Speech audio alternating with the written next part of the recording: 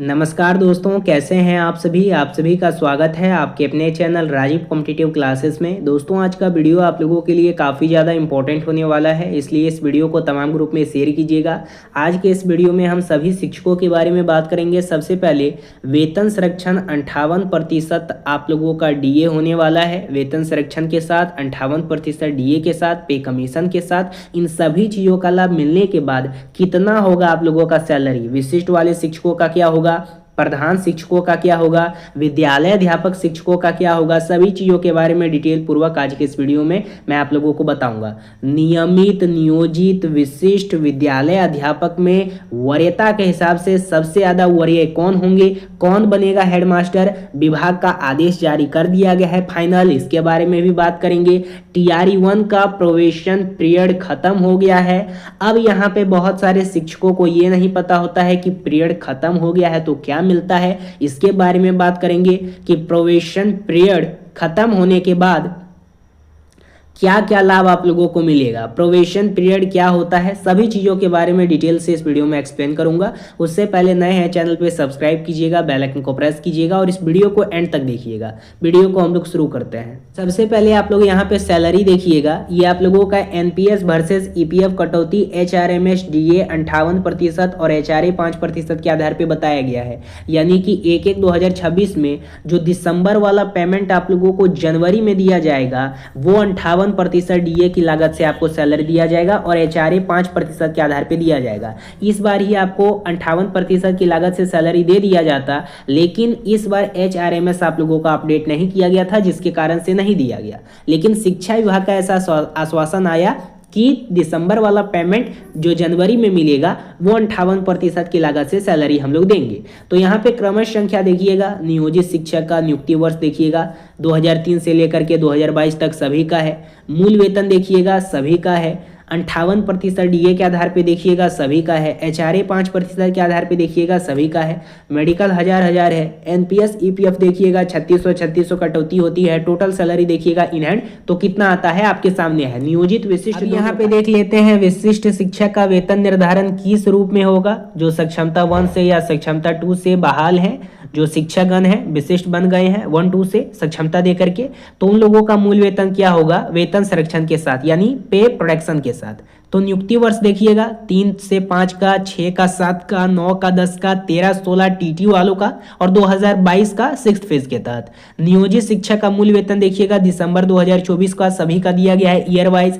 नियोजित शिक्षक मूल वेतन देखिएगा जनवरी 2025 का सभी का दिया गया है ईयर वाइज। सक्षमता 1 का देखिएगा, सक्षमता 2 का भी दिया गया है, सभी का दिया गया है। आराम से अपना अपना देख लीजिए ईयर वाइज। ठीक है, आगे हम लोग बढ़ते हैं। अब यहाँ पे पूर्ण वेतन और संरक्षण एवं सेवा निरंतरता के साथ आपका सैलरी क्या मिलेगा, पे इंडेक्स के आधार पे क्या मिलेगा।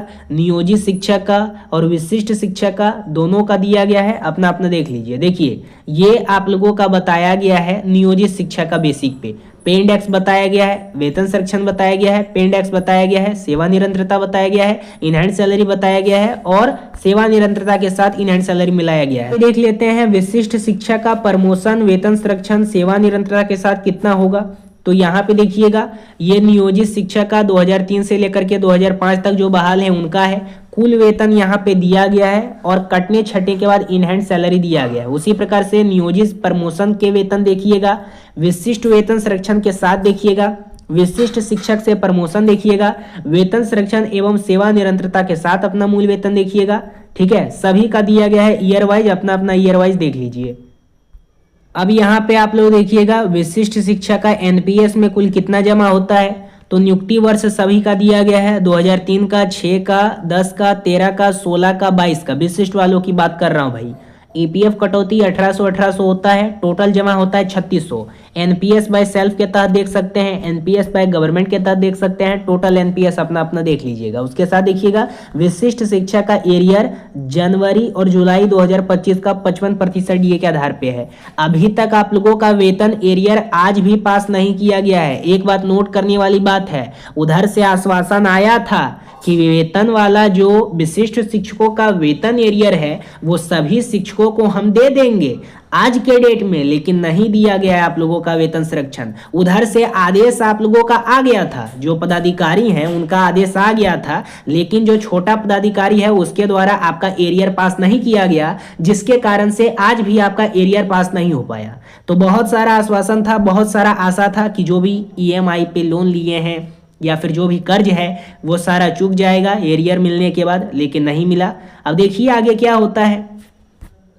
अब यहाँ पे बात कर लेते हैं कि विशिष्ट शिक्षक और नियोजित शिक्षक का सैलरी क्या मिलेगा सेवा निरंतरता मिलने के बाद, वेतन संरक्षण मिलने के बाद। अब 2003 से 2005 तक जो बहाल हैं उनका वेतन संरक्षण के साथ देख सकते हैं 58,515 मिलेगा, सेवा निरंतरता के साथ 67,673। 2006 वालों का देखिएगा 56,844, सेवा निरंतरता के साथ 65,728। 2010 वालों का देखिएगा 55,208, सेवा निरंतरता के साथ 63,857। उसी प्रकार से सभी का दिया गया है, 13 वाला टीटी वाला, 16 वाला टीटी वाला, 22 वाला छठा पेज के तहत टीटी वाला, स्नातक ग्रेड वाला, अनस्नातक ग्रेड वाला, सभी का दिया गया है। नियोजित शिक्षक का, विशिष्ट शिक्षक का वेतन संरक्षण के साथ, सेवा निरंतरता के साथ अपना अपना मूल वेतन देख लीजिए, समझ में आ जाएगा। ईयर वाइज दिया गया है पे इंडेक्स के लेवल के। अब यहाँ पे देखिएगा दोस्तों, एक बात मैं आप लोगों को समझा देना चाहता हूँ। अब यहाँ पे मैं आप लोगों को बताना चाहता हूँ कि 58% महंगाई भत्ता होने के बाद आप लोगों का सैलरी क्या होगा। 58% का डीए के साथ आप लोगों का सैलरी क्या होगा। तो देखिएगा, सबसे पहले जो साल 2003 में बहाल शिक्षक हैं उनका 58% महंगाई भत्ता के साथ इस प्रकार से सैलरी बनेगा 1 to 5 क्लास के लिए। ये केस इन हैंड सैलरी मिलेगा। इधर आप लोगों का टोटल कैलकुलेशन है और इधर टोटल प्रॉफिट है, ठीक है। कटने छटने के बाद केस इन हैंड आपको इतना ही मिलेगा, लेकिन ये टोटल प्रॉफिट भी जोड़ के बता दिया गया है कि समझ में आ जाए। बाकी जो जमा होगा वो तो आगे जाके मिलेगा ही। 2006 में जो बहाल हैं उनका देख लीजिएगा 1 to 5 क्लास के लिए। इधर देखिएगा जो 2010 में बहाल है ट्रेन टीचर, अपना देखिएगा सैलरी जो 2010, 14 अनट्रेंड, 16 ट्रेंड, उर्दू ट्रेंड, 19 सभी शिक्षक जो पास हैं उनका इस प्रकार से केस इन हैंड मिलेगा। टोटल प्रॉफिट होगा 58% डीए के साथ। और इधर देखिएगा जिनका सैलरी बेसिक पे 2014 में ट्रेंड के तहत बहाल हैं उनका सैलरी इस प्रकार से होगा। टोटल प्रॉफिट अपना अपना देख लीजिएगा, समझ में आ जाएगा 58% डीए के साथ। इधर देखिएगा जो दक्षता फेल हैं उनका, उन वाले शिक्षकों का सैलरी क्या होगा 58% डीए के साथ। उसके साथ जो 2017 में बहाल हैं अपना अपना देख लीजिए।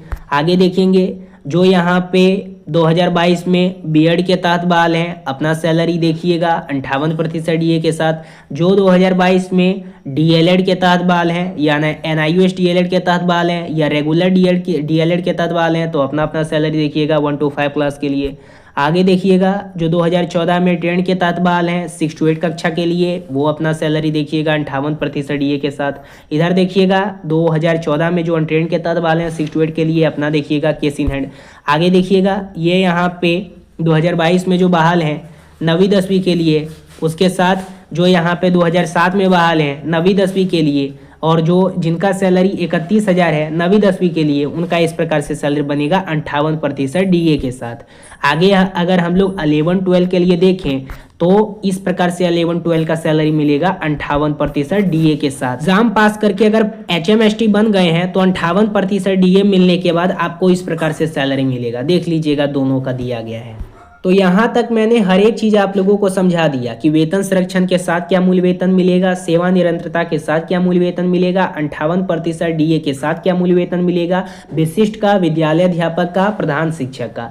अब यहाँ पे बात कर लेते हैं कि जो नियमित शिक्षक हैं, नियोजित शिक्षक हैं या विद्यालय अध्यापक हैं उसमें सबसे ज़्यादा वरीयता के हिसाब से सीनियर कौन होंगे। तो देखिए सबसे ज़्यादा सीनियर हेडमास्टर हेड टीचर होगा, उसके बाद जो उससे नीचे होगा वो विद्यालय अध्यापक, उसी के बीच में जो होगा वो आप लोगों का विशिष्ट वाले शिक्षक, उसके नीचे नियोजित शिक्षक होंगे। मैं यहाँ पे सैलरी के अनुसार बात करूंगा, ठीक है।